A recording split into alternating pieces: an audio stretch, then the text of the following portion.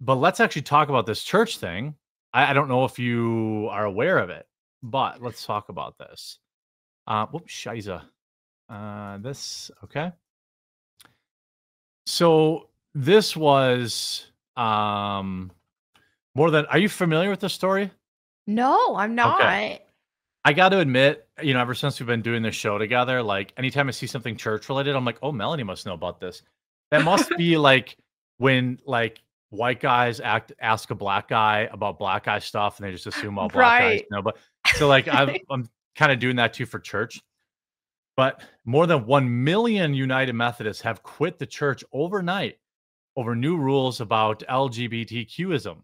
Oh. During a North Carolina conference in early May, the United Methodist Church, a global denomination of Protestantism based in the United States, changed some regulations to allow gay pastors and same-sex marriage.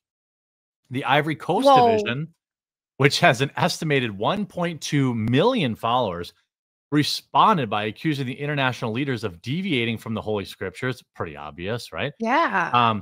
And sacrificing its honor and integrity to honor the LGBTQ community. Also pretty obvious. Bishop Benjamin Boney, who is president of the division, said it voted to separate from the umbrella of the church during a May 8th gathering in the Jubilee Temple of Kokoti on the southern east coast of West African country. Okay. He said a statement that the decision to separate after more than 20 years was made for, quote, reasons of conscience. The move marks a huge blow to the United Methodist Church, as Ivory Coast Division, known as EMUCI, is the largest overseas jurisdiction, accounting for 12% of the entire worldwide membership. EMUCI joined the United Methodist Church in 2002. The umbrella church was the result of a merge between the Evangelical United Brethren Church and the Methodist Church in 1968. Questions surrounding the gays has been a point of contention in the church. Why? I don't know why it would be a point of contention. With previously upholding bans on the marriage and inclusion of LGBTQ pastors. Goodness. The first openly gay bishop in the United Methodist Church, Karen Oliveto, spoke about division years ago. Yeah, I just don't. I don't understand this. We've talked about this before. Is it like exclusively a woke church or a non-denominational? Oh, no, I'm wrong. I thought it was just a non-denominational thing. Right. Now, This is not.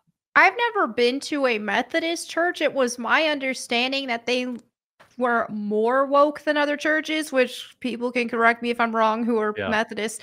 But any Methodists in the crowd?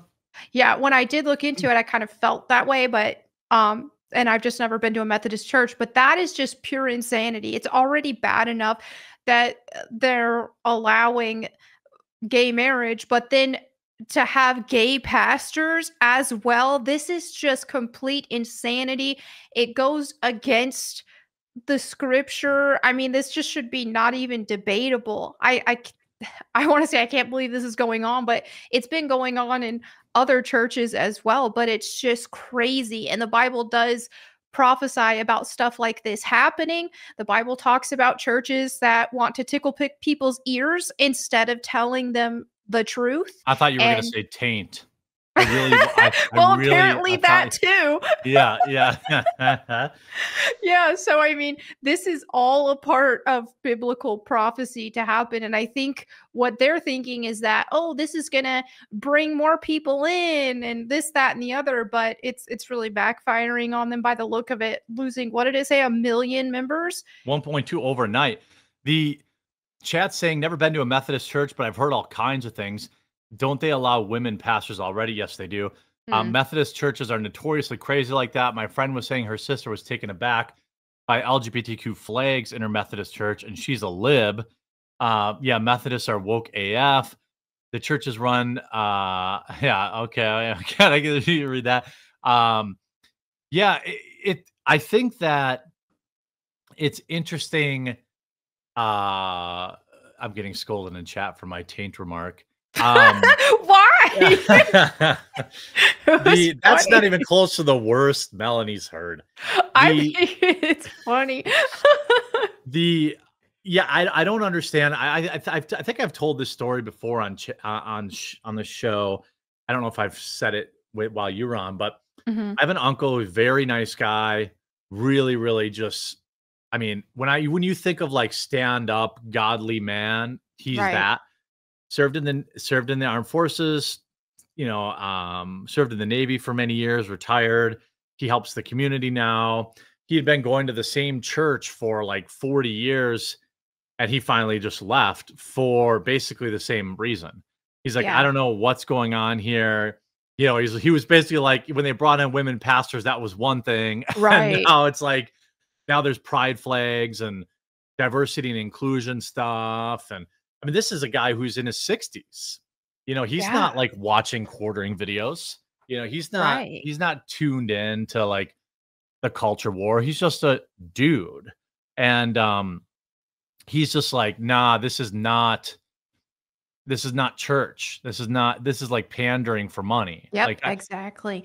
And what I don't understand is why do these LGBT people want to go to church, let alone be a pastor or anything like that? Why do they even want to join something like that, an establishment that is inherently, especially according to the Bible, against that? So why do they want to join it? It's either, in my opinion, out of just needing some sort of, because deep down they know that it's the truth and they know that Mm. God and that Jesus is the only way, but they want to still try to find ways to still affirm their own lifestyles with it. But I think that on the other side, I think a lot of them also want to corrupt the church.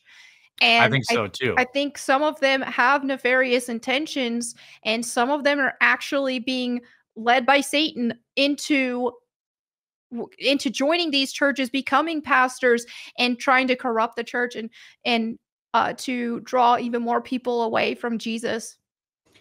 Yeah, I think that when you look at a lot of these churches, you would think, boy, are they having a problem with attendance? Like, Yeah. are they like they can't find enough pastors?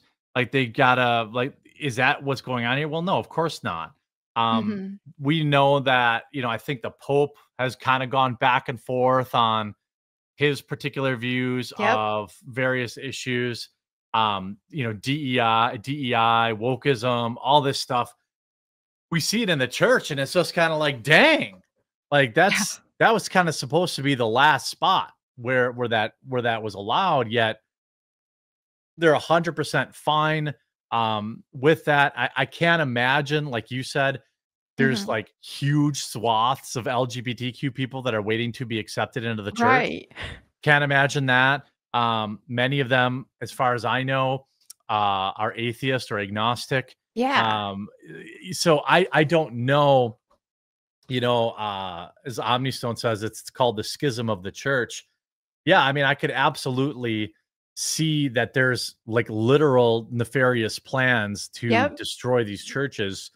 And it's really wild. I mean, look at what they did to churches during the lockdowns, right? You couldn't go to Exactly. church, you couldn't go to funerals, you couldn't go. I mean, it's all a part of Yep. pulling at the threads of Yeah. And society. and my thing with the LGBTQ people and all that is like, if they at least admit and they're honest with it, with the fact that, oh, my lifestyle is counter to the Bible, and they, if they don't believe in God, or if they don't, or if they just acknowledge that they are against God, at least they're being honest about it. I don't respect that, but I don't You respect their so honesty, but I you don't respect their support their honesty, but I don't choices. Yeah. support them, is what I'm Yeah. saying. Yeah. So it's like, yeah, but there are so many who want to bend scripture and who want to try to pretend like the lifestyles that they're living is okay with God and okay with Jesus. And that is corruption, and that is demonic. It just is. And so that's where I really take a stand against.